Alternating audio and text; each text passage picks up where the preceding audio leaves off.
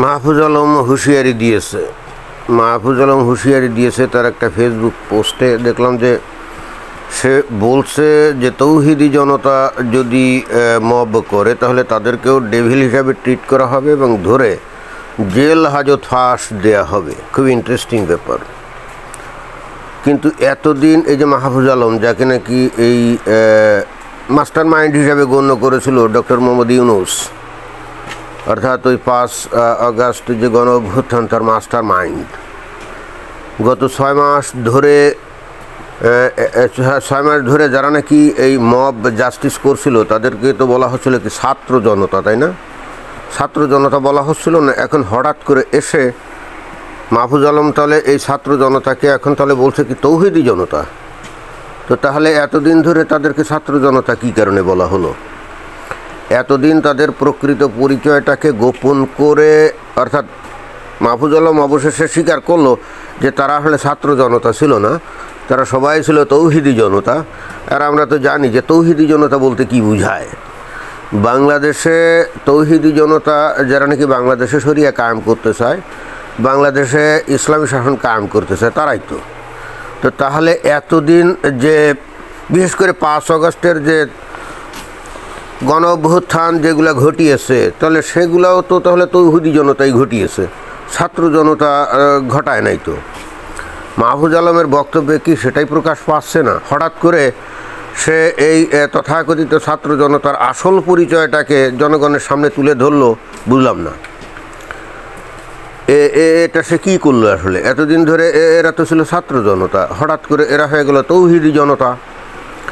তো এইটা তো আমি ঠিক বুঝলাম না। তাহলে এতদিন এদের পরিচয় গোপন রাখলো কী জন্যে? তো যাই হোক, তারপরও মাহফুজ আলমকে ধন্যবাদ দিতে হবে যে সে অবশেষে কিন্তু থলের বিড়ালটা বের করে দিয়েছে এবং তথাকথিত ছাত্র জনতার আসল পরিচয় কী সেটা বলে দিয়েছে। আর এই তৌহিদি জনতা গত 6 মাস ধরে বাংলাদেশে বিভিন্ন জায়গায় মব জাস্টিস করছে, এটাও তাহলে এই যে মাহফুজ আলম স্বীকার করলো। অর্থাৎ ওইটা কোনো মব জাস্টিস মানে কি? অর্থাৎ একদল লোক দল বেঁধে গিয়ে হামলা করলো, ভাঙচুর করলো, জ্বালাও পোড়া করলো, এটাই তো মব জাস্টিস, তাই না? অথবা কাউকে ধরে পিটুনি দিয়ে মেরে ফেললো। আর এই ধরনের মব জাস্টিস করলে হয় কি, এইগুলোকে নিয়ে কোনো বিচার আচার করা যায় না। যে কোনো সভ্য দেশেও যখন শত শত সাধারণ পাবলিক যখন একত্রিত হয়ে কোনো একটা ঘটনা ঘটায়, তা সে ভাঙচুর করুক আর জ্বালাফোড়া করুক আর এমনকি গণপিটুনি দিয়ে কাউকে যদি হত্যাও করে ফেলে, তাহলেও কিন্তু আধুনিক সভ্য সমাজেও যে আইন কানুন আছে, আইন আদালত আছে, সেখানেও কিন্তু তাদেরকে ধরে নিয়ে কিন্তু বিচার করা সহজ হয় না। কারণ সেখানে বিক্ষুব্ধ জনতা তারা এই কাজটা করছে। এখন কাকে দোষী সাব্যস্ত করা যাবে? তাহলে ম্যাটিকুলাসলি প্ল্যান করে এই তৌহিদি জনতাই এতদিন আসলে এই মব জাস্টিস করে গোটা বাংলাদেশে কি বলা যায়, গোটা বাংলাদেশটাকে একটা মানে বিশৃঙ্খলাপূর্ণ দেশে পরিণত তাহলে খুব সুকৌশলে করা হয়েছিল। এবং করার পরে যখন আস্তে আস্তে দেশ এবং বিদেশে সব জায়গাতেই বাংলাদেশ আর কোনো সভ্য দেশ না, এবং বাংলাদেশকে নিয়ে কথা বলা শুরু হয়েছে বিভিন্ন দেশের তরফ থেকে, কারণ এরা তো সরকারে আছে, এরা তো বুঝতে পারে যে ঘটনা আসলে কী। অর্থাৎ বাংলাদেশকে আর কোনোভাবেই আর সভ্য রাষ্ট্র হিসেবে গণ্য করছে না কেউ। এবং শুধু তাই না, বাংলাদেশের ভিতরকার লোকজনও দেখা যায় যে আস্তে আস্তে তারাও মুখ খোলা শুরু করছে। অর্থাৎ তারাও বলা শুরু করছে যে গণ অভ্যুত্থানের মাধ্যমে শেখ হাসিনার মতো একজন একনায়কের পতন ঘটছে, আওয়ামী লীগের পতন ঘটছে, যেটা দেশের মানুষ কামনা করছিল, ভালো কথা। কিন্তু তার পরবর্তীতে বাংলাদেশে যে সমস্ত ঘটনা ঘটছিল, এই যে কথায় কথায় বিভিন্ন জায়গায় গিয়ে হামলা করা, তারপরে ভাঙচুর করা, আগুন জ্বালানো, দেশের জনগণ তো এটাও চায় নাই। এইটাই কি চাইছিল নাকি? না, তাও তো চায় না। কিন্তু দেখা গেল যে ওই সুযোগে তৌহিদি জনতা সারা বাংলাদেশে রীতিমতো একেবারে ভয়ঙ্কর নৈরাজ্য সৃষ্টি করলো, যেটা বস্তুত বলা যায় যে বাংলাদেশকে ধ্বংসের কিনারে নিয়ে যাচ্ছিল এবং গেছেও। আসলে যাচ্ছিল কি বলি, অর্থাৎ গেছেও। কারণ একটা দেশের স্থিতিশীলতা নির্ভর করে তার অর্থনৈতিক স্থিতিশীলতার উপরে, তাই না? ব্যবসা বাণিজ্য এইগুলা। মানুষের সাধারণ জীবনে কাজ কাম করবে, আয় উপার্জন করবে, সমাজে বসবাস করবে, এরকম। বর্তমানে এগুলো তো নাই। শুনলাম যে আশুলিয়াতে একের পর এক ওই যে ইন্ডাস্ট্রি এগুলো বন্ধ হয়ে গেছে, কত 50টার উপরে নাকি ওখানেই বন্ধ হয়ে গেছে, লাখ লাখ লোক নাকি বেকার হয়ে গেছে, এবং তারা রাস্তায় এসে নানা কথা বলছে যে আমাদেরকে পুনর্বাসন করা হোক, অমুক করা হোক, তমুক করা হোক। এখন বাংলাদেশের মানুষ 5 আগস্টে বা তার আগে অবশ্যই চাইছিল যে শেখ হাসিনার পতন ঘটুক, কারণ একই মুখ 15-16 বছর ধরে বাংলাদেশের মানুষ আর সহ্য করতে পারছিল না। আর আওয়ামী লীগের নেতাকর্মীদের যে কর্মকাণ্ড সেগুলো তো অগ্রহণযোগ্য ছিল। তাদের যে অত্যাচার, নির্যাতন, তারা যেভাবে লুট তরাজ, তারপরে যেভাবে চাঁদাবাজি এগুলা করতো, সন্ত্রাসী কর্মকাণ্ড করতো, তাতেও তো বাংলাদেশের মানুষ প্রচণ্ড বিক্ষুব্ধ ছিল, এতে তো কোনো সন্দেহ নাই। মানুষ তাদের হাত থেকে মুক্তি চাচ্ছিল ঠিকই, কিন্তু এরপরে যেটা শুরু হলো সেটার জন্য তো বাংলাদেশের মানুষ প্রস্তুত ছিল না। কিন্তু বাংলাদেশের মানুষ কিন্তু বিশ্বের সঙ্গে দেখলো যে সেটাই ঘটতে যাচ্ছে। আর বাংলাদেশের মানুষ তো প্রচণ্ড আবেগপ্রবণ, এরা কখন কি করে এরা তো অনেক সময় নিজেও বুঝে না। আর বাংলাদেশের তথাকথিত যে সুশীল যারা আছে বা রাজনৈতিক দলের নেতা যারা আছে তারাও আবেগপ্রবণ এবং অনেক কিছু বুঝলেও না বোঝার ভান করে। তারা কি একবারও কল্পনা করে নাই এই যে আজকে বিএনপি নামক যে বড় দলটা, তাদের নেতারা কি কখনো ভাবে নাই যে 5 আগস্টে কারা কী করছে এবং এরপরে যারা মব জাস্টিস করছে তারা কারা? কিন্তু আমরা খেয়াল করে দেখেছি তারা ক্ষমতায় যাওয়ার এত উদগ্র কামনা যে তারা সব কিছু দেখেও না দেখার ভান করছে, জেনেও না জানার ভান করছে, একটা প্রতিবাদ পর্যন্ত কখনো করে নাই, নট এ সিঙ্গেল টাইম। এবং এটাই আমাকে বিস্মিত করছে, এই যে মব জাস্টিসের নামে গত 6 মাস ধরে বাংলাদেশকে যে একবার পঙ্গু করে ফেলা হলো অর্থনৈতিকভাবে, বাণিজ্যিকভাবে, সব দিক দিয়ে। তো এরপরে আজ বাদে কাল এই বিএনপি যদি ক্ষমতায় যায়ও, তাহলে একটা পঙ্গু অর্থনীতির রাষ্ট্র তারা চালাবে কী করে?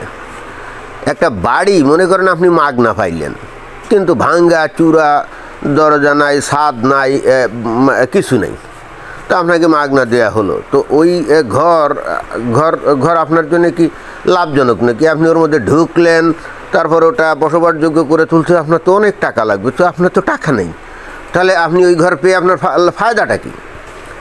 তো এই বিএনপি নামক দলটার নেতারা, আমি ঠিক এইটাই বুঝলাম না, তারা এতদিন ধরে তারা লক্ষ্য করছে যে বাংলাদেশটার অর্থনীতি ধ্বংস করে ফেলা হচ্ছে এবং খুব প্ল্যান করে সেটা করা হচ্ছে। বাট তারা দেখলাম যে শুধুই মাত্র ক্ষমতায় যাওয়ার উদগ্র কামনায় তারা এগুলো দেখেও না দেখার ভান করলো। আরে বিএনপির নেতাদের আমি বলছি, আপনারা এখন বাংলাদেশের যদি ক্ষমতা আপনারা নেনও, মানে আগামীতে নির্বাচন যখন হবে জিতে আপনারা ক্ষমতায় গেলেন, তো এই ভেঙে পড়া অর্থনীতিকে আপনারা রাতারাতি এটাকে দাঁড় করাতে পারবেন? রাতারাতি কি, আপনারা তো আপনাদের পুরা টার্মেও তো দাঁড় করাতে পারবেন না, কারণ অলরেডি বাংলাদেশ অর্থনৈতিক ক্ষেত্রে, বাণিজ্যিক ক্ষেত্রে যে মার্কেট হারিয়েছে বা বিভিন্ন ক্ষেত্রে যে ভয়ঙ্কর ধস নামছে, এগুলো পুনরুদ্ধার করা কি এত সহজ নাকি? এই সমস্ত ধরেন যে বাংলাদেশের যে পণ্য, অর্থাৎ ওই যে তৈরি পোশাক, তাই না, তো এই পণ্যগুলো রপ্তানি করেই তো বাংলাদেশ বৈদেশিক মুদ্রা আয় করে। তো এতদিনে এই যে বাংলাদেশের এই তৈরি পোশাক রপ্তানি ক্ষেত্রে যে ঘাটতি তৈরি হয়েছে, তো এই আন্তর্জাতিক বাজারে এগুলো কি মানে চুপ করে বসে আছে নাকি? অন্যান্যরা, পৃথিবীর অন্যান্য দেশ যেমন ভারত, তারপরে ভিয়েতনাম, কম্বোডিয়া, থাইল্যান্ড, চায়না ইত্যাদি, এই দেশগুলো সেই বাজারগুলো দখল করে ফেলছে না? তো সেক্ষেত্রে বিএনপি আপনারা যদি আজ বাদে ক্ষমতায় যানো, তা আপনাদের হাতে এমন কোনো আলাদিনের চেরাগ আছে যে আপনারা সেই বাজারটা আবার নতুন করে দখল করবেন? সেটা তো সম্ভব না। তো তাহলে আপনারা কিভাবে অ্যালাউ করলেন যে এই যে গত 6 মাস ধরে যে তাণ্ডব বাংলাদেশে চললো একের পর এক, তো এতে করে মানে ফায়দাটা কী হলো? আর যারা এই সমস্ত মবকে অ্যালাউ করছে তারা হঠাৎ করে এই 6 মাস পরে এসে বলছে যে এরা তৌহিদি জনতা।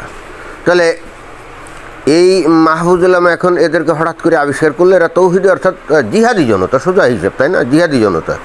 তো জিহাদি জনতা বাংলাদেশের অর্থনীতির মেরুদণ্ড ভেঙে দেওয়ার যে কর্মকাণ্ডগুলো এই যে কয়েক মাস ধরে করলো, তো এদের লক্ষ্য এবং উদ্দেশ্য কী? এটা যে বাংলাদেশকে আফগানিস্তানে রূপান্তর করা, এটা তো এখন সহজেই বোঝা যাচ্ছে। তো এইটা কি বিএনপির লোকজন বোঝে না? অনেকে সুশীল আছে, টেলিভিশনে কথাটা বলে, নানাভাবে নানা কায়দা বলতে চায়, কিন্তু ভয় পায়, কারণ তারা তো রাজনৈতিক ব্যক্তিত্ব না, তাদের পক্ষে তো কেউ দাঁড়াবে না। কিন্তু বিএনপির নেতারা তো এইগুলো বলতে পারতো, তাদের তো ভয়ের কোনো কারণ ছিল না, তারা তো দৃঢ়ভাবে বলতে পারতো যে এইভাবে বাংলাদেশকে আফগানিস্তানের দিকে ঠেলে দেয়া আমরা মেনে নেব না। একটা বারও তারা কিন্তু এই জিনিসগুলো করে নাই। এবং এখানে আমার কাছে মনে হয় যে বিএনপির নেতারা ঐতিহাসিক ভুল করলো। বাংলাদেশকে প্রকৃত অর্থে রক্ষা করার যে গুরু দায়িত্ব তাদের হাতে হয়তো পড়তে যাচ্ছে বা যাচ্ছিল, বা যে সুযোগ ছিল, কিন্তু সেইটা তারা সঠিকভাবে ব্যবহার করতে পারলো কি পারলো না আমি ঠিক বুঝলাম না। আর বাংলাদেশের মানুষের ভাগ্যটাই এরকম, যেহেতু এরা গণতন্ত্রের চর্চা করে না ধর্মীয় কারণে, এরা বাংলাদেশের ঐতিহ্য কৃষ্টি যেগুলো আছে ধ্বংস করে ফেলছে। বাংলাদেশের যে স্বাধীনতার বিষয়গুলো, যেহেতু এরা অনেক বেশি ধার্মিক হয়ে গেছে, ধর্মান্ধ হয়ে গেছে, ওই যে তৌহিদি জনতা, তো স্বাভাবিকভাবে তৌহিদি জনতা হলে তাদের মনের মধ্যে তো স্বাধীনতার চেতনা থাকার কথা না। এরা হতে চায় এখন আরব, কিন্তু সেটা হলেও আরবরা তাকে মানে না। অর্থাৎ কী হলো, এদের কোনো আত্মপরিচয় নেই, আত্মপরিচয়বিহীন একটা জাতিতে পরিণত হয়ে গেছে বাংলাদেশের এই মানুষ, যারা নিজেদের কোনো পরিচয় তা তারা জানে না। তারা জন্মগ্রহণ করেছে বাংলাদেশে, কিন্তু বেড়ে উঠছে আরবীয় ভাবধারায়, হতে চায় আরব, কারণ ইসলাম তো একটা আরব কালচার ছাড়া আর কিছুই না, হতে চায় আরব। এবং এর ফলে যখন আরব সেজে আরব দেশে যায়, আরবের লোকজনরা তাদেরকে ফকির মিসকিন বলে গালিগালাজ করে। তাহলে এ না হলো বাঙালি, না হলো আরব, মাঝখান দিয়ে কী হলো, এর কোনো পরিচয় নেই। তো তাহলে এর তো কোনো আদর্শও নাই, সারাক্ষণ মানসিকভাবে অস্থির অবস্থায় থাকে, গণতন্ত্রের চর্চা করে না, কোনো কিছুই করে না। ফলে হচ্ছে কি, আবার একটা দেশে গণতান্ত্রিক যে সুযোগ সুবিধা সেগুলোও চায়, আবার অর্থনৈতিক অবস্থা ভালো চায়। এটা কিভাবে সম্ভব? তুমি গণতন্ত্র চর্চা করবে না, মূল্যায়ন করবে না, নিজের আত্মপরিচয় নাই, মানে অনেকটা বেয়ারিশের মতো হয়ে গেলে, এর ফলে আবার সমস্ত নাগরিক সুযোগ সুবিধা চায়। আর যখনই দেখে যে সেইগুলো পাওয়া যাচ্ছে না, তখনই আবার তৌহিদি জনতার ব্যানারে এসে আবার দেশে অরাজকতা চালায়। বাংলাদেশে দেখেন গত 54 বছরে বারবার খালি গণ অভ্যুত্থান হয় না, কেন হয় না, কেন হয়? এর কারণ কিন্তু এটাই, মনে করেন যে আজ বাদে কাল যদি এই বিএনপি ক্ষমতায় আসে, তো এরা দেশ চালাতে পারবে না, কারণ দেশের অর্থনীতির 12টা বেজে গেছে। ক্ষমতায় যাওয়ার সাথে সাথে দেখবেন যে বাংলাদেশে নানা তরফ থেকে এই তৌহিদি জনতা মাঠে নামবে। ওদের মনের মধ্যে আরবের মরুভূমি, ধুধু বালুচর আর উর্দুম্বা চড়ানোর স্বপ্ন, কিন্তু বাংলাদেশে বসে তারা আবার সমস্ত সুযোগ আশা করবে। তো ভাই, এদেরকে আপনি থামাবেন কী করে? আর যখনই এদের থামাতে পারবেন না, এরাই আবার কিন্তু শুরু করবে ভাঙচুর। আসলে এরা বিভ্রান্ত জাতি, গোটা বাংলাদেশটা একটা বিভ্রান্ত জাতিতে পরিণত হয়ে গেছে। এদের কোনো আত্মপরিচয় নাই, এদের হৃদয়ে এই সুজলা সুফলা শস্য শ্যামলা বাংলার প্রতি আকর্ষণ করে না, এদের আকর্ষণ করে আরবের প্রতি। এখন আরবরাও এদেরকে গ্রহণ করে না। এখন বুঝছেন বাংলাদেশের অবস্থা কি? এটাই কিন্তু বাংলাদেশের মানুষের মূল সমস্যা। আর এই বাংলাদেশের মানুষের এই দোদুল্যমান চরিত্র এবং একই সঙ্গে ভয়ঙ্কর ধর্মোন্মাদনার যে মানসিকতা, এইটাকে ব্যবহার করে বাংলাদেশের কিছু লোক সাময়িকভাবে মোটামুটি ক্ষমতার চর্চা করে, এবং চর্চা করতে গিয়ে তখন এই তৌহিদি জনতাকে তখন তো মাঠ দিতে হয়। আর তখন তারা এই যে অরাজকতা যেগুলো এই যে করে, যেটা আমরা অলরেডি দেখলাম। তো এখন এই যে ধরা যাক, এই যে মব জাস্টিস বন্ধ হয়ে গেল, আমি কাল ধরে নিলাম যে বন্ধ হয়ে গেল, বাট বর্তমানে অন্তর্বর্তীকালীন সরকার আগামী যে কিছুদিন ক্ষমতায় আছে, তারা কি বাংলাদেশের অর্থনীতি, বাংলাদেশের সাধারণ মানুষের জীবনে সুখ স্বাচ্ছন্দ্য, শান্তি, অর্থনৈতিক স্বাচ্ছন্দ্য এগুলোকে দিতে পারবে না? কারণ অলরেডি এরা কিন্তু তৌহিদি জনতা দিয়ে দেশকে ধ্বংস করে ফেলছে। তো ধ্বংস করার পরে যদি এখন এরা বলে যে এখন আর মব জাস্টিস করা যাবে না, এর 2 দিন পরে এই তৌহিদি জনতা এদের বিরুদ্ধেই কিন্তু রাস্তায় নামবে। কারণ এন্ড অফ দ্য ডে পেটের যন্ত্রণা সবচেয়ে বড় যন্ত্রণা। যখন পেটে খাবার থাকবে না, তখন তৌহিদি জনতা কিন্তু ধর্ম সব ভুলে যাবে, তখন কিন্তু আবার রাস্তায় নামবে। অথচ এই তৌহিদি জনতা তারাই কিন্তু তাদের মন মানসিকতা দিয়ে এই অন্তর্বর্তীকালীন সরকার বলি বা এদের লোকজন বলে তাদেরকে কিন্তু এতদিন উৎসাহিত করছে যে আমরা তোমাদের সাথে আছি, বাংলাদেশে তালিবানি শাসন করো, আফগানিস্তানে শাসন করো। এখন এরা না পারলো সেটা করতে, না হলো গণতান্ত্রিক, হলোটা কি? শেষমেশ হলোটা কি? হলো একটা সুন্দর সুজলা সুফলা সুচমলা একটা সুন্দর সাজানো দেশ ধ্বংস হয়ে গেল, ধ্বংস হয়ে গেল। আর তথাকথিত সুশীলরা, বাংলাদেশের তথাকথিত মধ্যবিত্ত শ্রেণী, রাজনৈতিক দলের নেতারা সে দেখলো। অনেকটা ওই যে সেই আমাদের ওই ছোটো বয়সে একটা গান শুনতাম, সে দেখলাম তুমি চলে গেলে, অনেকটা সেই কিসিমের। তো সে দেখলাম দেশটা ধ্বংস হয়ে গেল। এটাই ছিল বক্তব্য। ধন্যবাদ।